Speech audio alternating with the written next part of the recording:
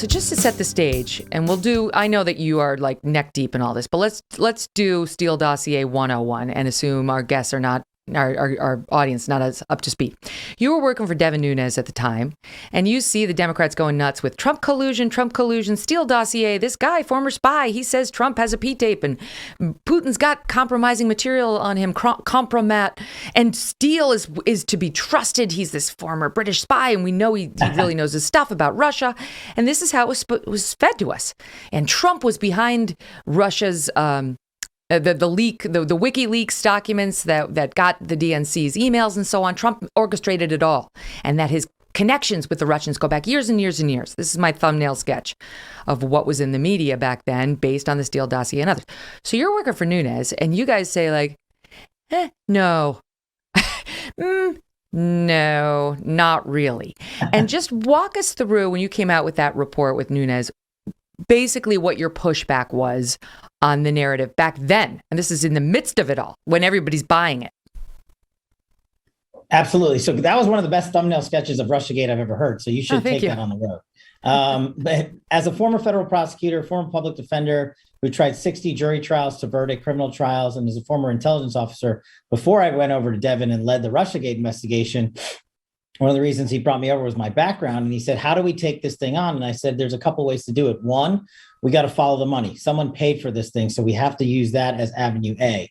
Avenue B, you have to follow and dismantle the credibility or verify the credibility of the sources being Steele and the likes of Danchenko and all these other folks that have now come to light. And so that's what you have to do when you piece together this thing called a FISA warrant. And all that is fancy speak for a search warrant that goes to a different court because it has different collection capabilities. The standard of proof is still the same, probable cause.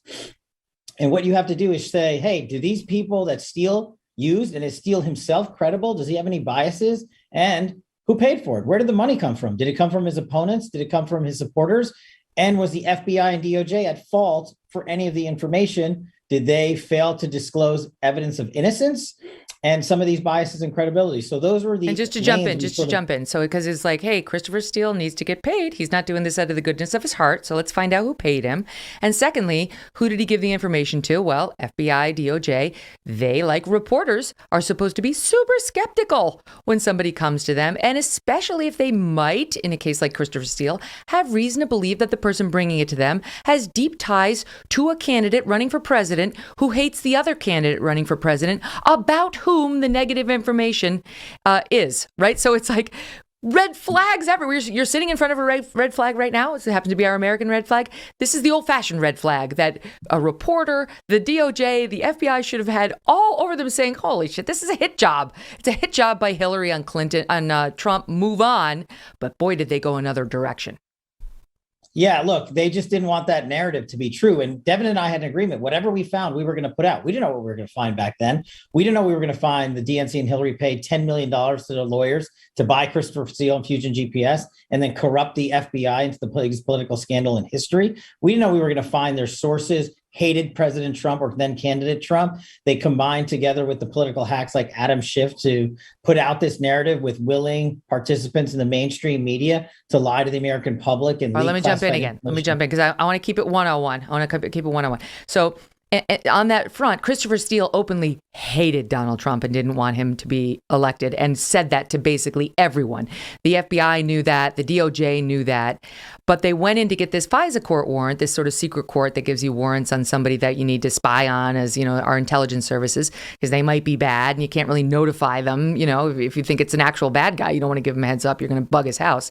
They got a FISA court warrant on Carter Page saying he was with the Trump campaign. He was at the heart of this relationship with Russia, all this stuff. And they didn't disclose any of Christopher Steele's multiple conflicts of interest, his connection with the Clintons, or that basically they already had reason to believe the entire Steele document was a load of crap. They'd already been warned and they didn't disclose any of it. Therefore, they got their warrant and we were off to the races on the whole Trump investigation. So now, years later, now the whole thing's collapsed. We know Christopher Steele has no credibility. I mean, we know it. Objective people know it. I'm not some Trump sycophant. I'm telling you, it's bullshit. So we know it, but the mainstream media keeps putting him on TV, celebrating the guy, and yet there's little John Durham. And explain for the audience who John Durham is. Yeah, absolutely. So after our Russiagate investigation, the Attorney General appointed a special counsel. What's a special counsel?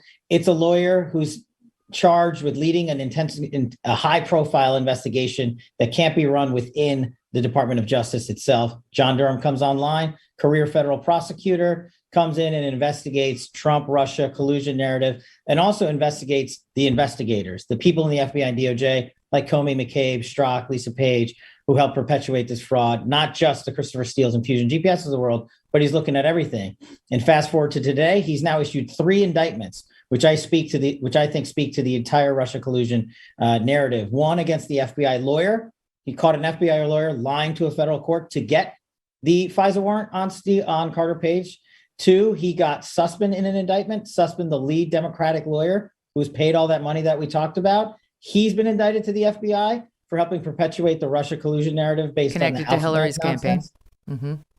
And 3, the Danchenko indictment. Why is that important? That's important because basically he was Christopher Steele's main source. The guy that Steele said, I've got all this great Russian information from this Russian who now comes out and says, I never gave any information to Christopher Steele. And oh, by the way, he's now charged by Don Durham for committing a felony.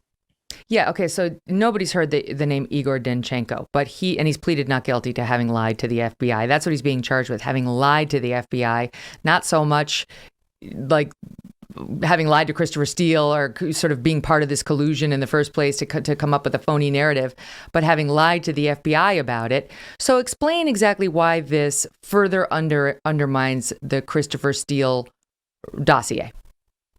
Sure. Basically, look, Steele says he wrote his dossier based on all this subsource network that he had based in Russia, even though Christopher Steele himself, hadn't been to Russia in almost 20 years.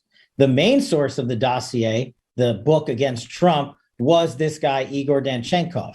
And he has now been indicted by John Durham. Why is that a problem? 1, it goes to the credibility of Steele's main source. But 2, more importantly, as we learned in the Danchenko indictment, he provided no verified, credible information to Christopher Steele. That's what Igor Danchenko, the charged defendant under John Durham, is telling the world. And Christopher Steele has spent the last 4 years lying to the world about Danchenko and his credibility.